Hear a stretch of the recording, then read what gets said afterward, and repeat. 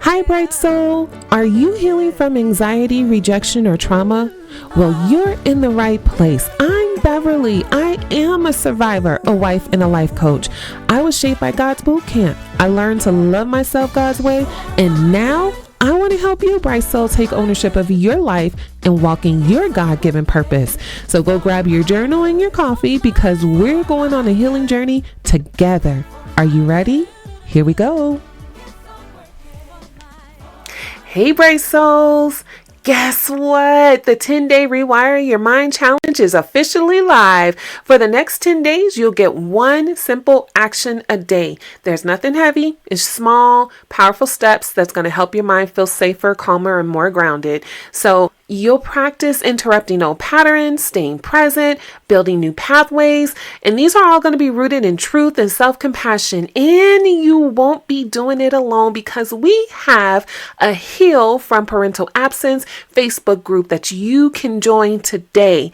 You'll have guidance, community, and support every step of the way. So if you're ready and you want to feel lighter and more connected to yourself, take the first step today. One day, one action, and one shift at a time. Click below for your download.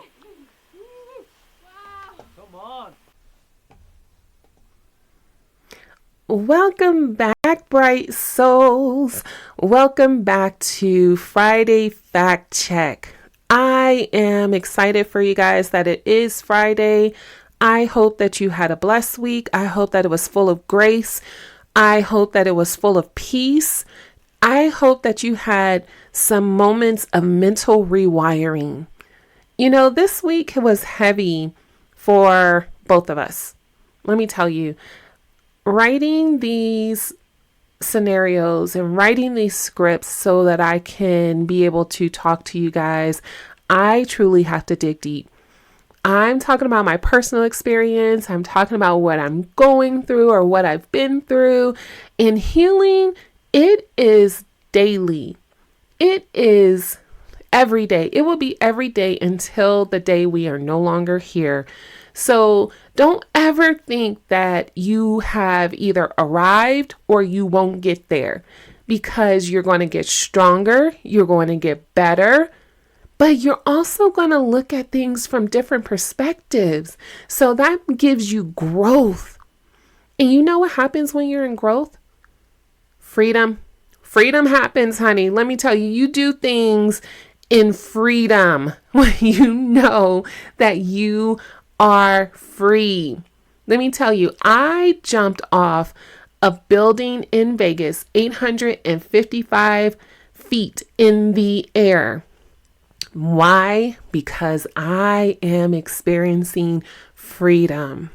That's why. You're able to build your bucket list and be able to go out there and be bold about it. It just changes you. So I'm not going to keep you on here. I want to just give you 12 practical ways to rewire your mind after trauma. I'm not going to put any type of pressure on you. I'm not asking for perfection. I just want to give you these practical steps so that it helps your mind feel safer, calmer, and you feel supported, because I want to support you, Bright Soul. I really do. I want to see you walking your freedom, and I just want you to love on yourself so much so. Because you know what? I love you, because if I didn't, I wouldn't be on here. I'm telling you, I would not be on here. So let's get to it. So number one, the first practical step, accept what happened. Acknowledging your story without minimizing it and being able to tell it. And the more you tell it, the more you get used to it, and it doesn't feel like pain. You begin to accept it, and acceptance opens the door for healing. So what you want to do is make sure you talk through your story with someone. Make sure it's a safe friend, you have a mentor, you have a support group member. Somewhere you want to insert yourself to where you can be able to express yourself, because that is a big problem with survivors. We don't have an opportunity to express ourselves, especially in a safe place. So the next one, number 2, understand the impact. Trauma affects emotions, and it also affects relationships, self-esteem, and it shows up in the body. Regardless of what your mind says, it shows up in the body. So you want to name the effects. Naming the effects helps you stop blaming yourself. Read a book on trauma. Get some emotional healing to understand your patterns with compassion. You can understand your impact by licensed therapist. I'm your life coach. I'm going to help you propel forward. So once you get to that place of healing and you're ready to jump off a building, well, maybe you're not won't be ready to jump off a building, but you're ready to adventure into life and get that organized. That's where I come into play. But in the past and sorting that out and understanding your emotions and how you deal with relationship, I promote therapy so much. It helps so much. Number 3, you want to reach out for support. Again, that's therapy. However, healing is relational. You don't have to do this alone, Bryso. So I have a group on Facebook called Heal from Parental Absence, and it's just starting out. I would love to have you there and help build our community so that we can be there to encourage each other and support each other because we understand what we're going through. Also, it's important to have real conversations with someone who will listen and listen without judgment. So if you have a support group at church, if you have a support group within your community, if you can find a place where you can be in order to feel safe and be able to express yourself and to be able to have people that around you that understand where you're coming from and what you've gone through, it helps 1,000%. Number 4, you can also create a safe space. So we can't be in support groups every day and every second of the day, right? You have to create a safe place for yourself. Your nervous system needs a place where it can exhale. So cozy up in a corner at home with blankets, turn some candles on, some soft music, turn down the lights, and just sit there and enjoy yourself. You can also just sit down and just journal. Some people like to just go in their backyard. I know someone who went on their trip and they found a quiet space and just started using the Bright Soul Journal and started journaling. Let me tell you, journaling transfers all those emotions and everything inside of you onto paper, and it makes you feel so much better. And that is your safe place. You can also take a trip, a staycation, rent a hotel room. There's so many things that you can do for yourself to create a safe place, even if it's just for a moment. Number 5, practice mindfulness and self-care. Mindfulness teaches your brain to slow down and feel safe. There are so many different techniques. One of the things I like to do when it comes to self-care is go get my nails done. I like to go get my hair done. I even like to go get massages when I can. Those are some things that you can do that's like self-care. Try taking your own self out on a dinner date. When I was single, I would do that. I would take myself out and just sit there, and you'll be surprised how many people walk up to you and ask you if you're okay. But I would date myself because I wanted to fall in love with who I am today. There's other things you can do too. So if you're in the moment, if you're in a stressful moment, you can try grounding exercises, breathing, touching the tips of your fingers. Those help, especially when you get into those immediate stressful situations. I do that when I feel nervous and when I'm talking in either to a manager or have an important conversation and I feel like I'm not getting my words across and I want to make sure that I'm saying what I need to say. I'll do grounding, which is touching my thumb to my fingers on each one of them, and sometimes even rubbing my finger. Just to know that I'm here, that I exist, that I'm in the moment. Those are some great ways to practice mindfulness and self-care. Learn your triggers is number 6.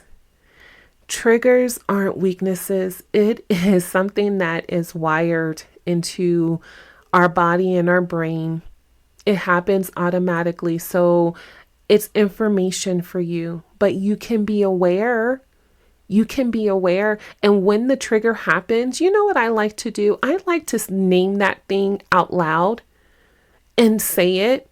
So there are times when I feel like I am under attack, or I'm getting ready to get very angry because someone keeps saying a repeated word or making me feel less than. And I will say that thing out loud. I am starting to get upset. I don't want to get upset with you. Let me understand the situation better. What that does is put you in the present moment. It acknowledges how you feel. And then if there's a correction that needs to be made, it can be corrected. What if you can't do that? What if you're in the moment and the opportunity passes for you to be able to acknowledge it now? Go and acknowledge it later. Write it in your journal. I am going to keep telling you to write it down because it's something that pulls from you and it comes out of you. And a lot of times when you read it and you kind of stop for a moment, you write it out and then you go back and read it, you're thinking, why did I even feel that way in the first place? Or you can justify why you felt that way. You can also pick up on the patterns. So if you have a pattern in conversations, if you have a pattern in certain environments, if you have a pattern in your relationships, you can learn how to recognize that. Number 7, challenge your negative beliefs. Trauma teaches lies, period. Healing teaches truth. I gave you the biblical truth. I gave you the love yourself and how to love yourself and what that entails and how you turn that around so that you can feel loved within yourself. Trauma says, I'm not worthy. Love says you are worthy. So you want to make sure you write down your negative beliefs and replace that with compassion. I have heard things like, I'm not smart. And then I have to turn around and tell that person, stop saying that. Because when you say you're not smart, you're saying God's not smart. Or I'm not pretty. Or I can't, I'm dumb. I don't like that. When you're saying that you're dumb, that means you don't know anything. And God created our minds to be able to learn everything. You'll be so surprised. You'll be so surprised of everything that you do know. You just need to hone in on what it is you know. Say truths to yourself. If you have limitations, say that. I can't pick up a car, but I know somebody who can. Or I don't need to. What's the point? Be practical with yourself. It's okay. Because then it keeps you from needing to try to prove that you can when you can't. Be truthful. Be honest with yourself. Stay present. Some of these things sound like they're repetitive, but they're a little bit different. Stay in the present. Stay in the now. The moment is where rewiring happens. The present moment is where rewiring happens. So you want to try things like stream of consciousness journaling. Where am I today? What am I doing right now? I am present. I am writing right now. I'm reading a book right now. You start talking about reading a book. By the time you get done with the book, and you have a whole daggone book report because you are remembering what you have read. Practice the grounding method. 5, 4, 3, 2, 1. You feel yourself getting amped up. You're getting into an argument. You can pause and you can count backwards. 5, 4, 3, 2, 1. Breathe. That's all you need to do. It brings you down an octave. And then explore something new. Go to a new restaurant. When you take a walk, go a different route. When I worked for the state, I would walk. I walked everywhere. I walked the same direction, different direction, up north, up, down, south, east, west. I was determined to make every experience a new experience. Number 9, distance yourself from toxic people. Your peace is a boundary, not a luxury. Let me say that again for somebody in the back that didn't hear it. Your peace is a boundary, not a luxury. Sometimes people will drain the living life out of you if you let them. So what you would need to do is replace the draining interaction with uplifting ones. And I'm not saying get rid of people, but what I'm saying is limit it. There are some days where you can handle people and their heaviness that they lay on you. And then there's some days you can't. That doesn't mean if somebody calls, you got to answer your phone every time they call. That doesn't mean if somebody knocks on your door, you got to open your door. If somebody asks you to do something, you learn the power of no. Learn the power of no. I can't do it right now. Let me think about it. Can I think about it? I practiced that at work, and it made a lot of managers upset. But it let them know that, look, your priority, unless it's my responsibility, unless it's something that I have to do, but if they're giving me extra work, your priority is not my priority. If I have too much on my plate, I will say, let me take a look at what I have on my plate and I will get back with you. What is your deadline? So that I will know and I can give an honest answer. Keep yourself away from toxic people. Reduce your daily stress is number 10. Less stress, more capacity to heal. OMG. When corporate America, public and private America, reducing stress is so hard to do. So you have to find those moments in the day. If you have a family, you're constantly going. If you have a busy schedule, you're constantly going. You are going to have to schedule some time with yourself. Put it on your schedule. Taking a short break, going for a walk. Working in human resources, let me tell you, it was so overwhelming.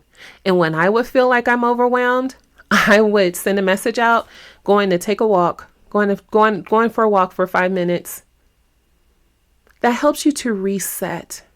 And especially if you get out and open doors, even if you just stand out in front of the building for 5 minutes, getting some oxygen in your body, rejuvenating your brain, that helps your nervous system to reset. So try that. If you're at home, you had a busy day, you couldn't get away, have a hobby to come to.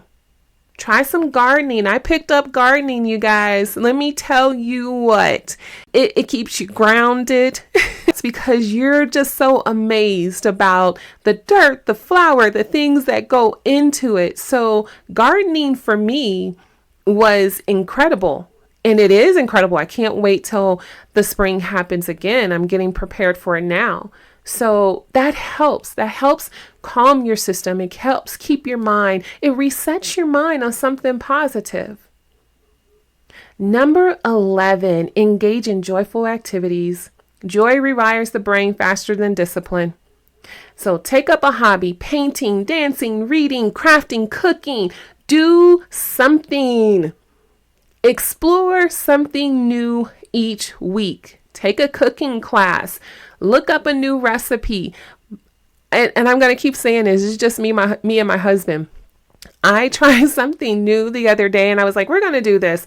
Spread out some peanut butter. I had some peanuts and I told him to buy a bag of chocolates, melted the chocolate. And I said, let's see what we're going to do. What's going to happen? And the process alone was exciting. And then to be able to see that it actually worked, that we made like a peanut butter chocolate brittle concoction was fun. So spend some time just doing some joyful activities and get in the sun, you guys. Get in the sun. That vitamin D is going to help your body. Okay. And finally, practice self-compassion. Be compassionate with yourself. Be gentle. I used to hear this all the time. Be gentle with yourself. Be forgiving with yourself. Write one kind sentence to yourself each night. Celebrate your small wins. If you did something great this week, celebrate it. Use your Bright Soul journal and track each moment. And celebrate it. Celebrate your success. Celebrate you. Because Bright Soul, I am celebrating you. And I want to hear about it. Send me an email. Send me and tell me how you are celebrating your life and what you're doing in order to rewire your mind. Well, Bright Soul, that's it. That's it. That's your Friday fact check. I told you it was going to be simple. I told you I wouldn't lay it on you heavy. I did that already this week. So I want you to just simply breathe in. I am going to do something fun this week. And breathe out. I'm going to enjoy myself. And that's it. I hope you guys have a wonderful weekend. And don't forget the challenge, you guys. I'm so excited about the challenge. Meet me on Facebook. We'll talk more. Have a great one, you guys. Hey, Bright Souls. I know today's episode was a deep one, and I truly hope it blessed your soul. If it did, please take a moment to leave a review. It helps the algorithm. It helps to reach more bright souls like you who really need it. Make sure you like, share, and subscribe to everything. And if you want to share your thoughts or ask any questions, you can always email me at 9crownsofgrace@gmail.com. Before you go, don't forget to grab your Bright Soul Journal to support your healing journey. Until next time, let your soul breathe.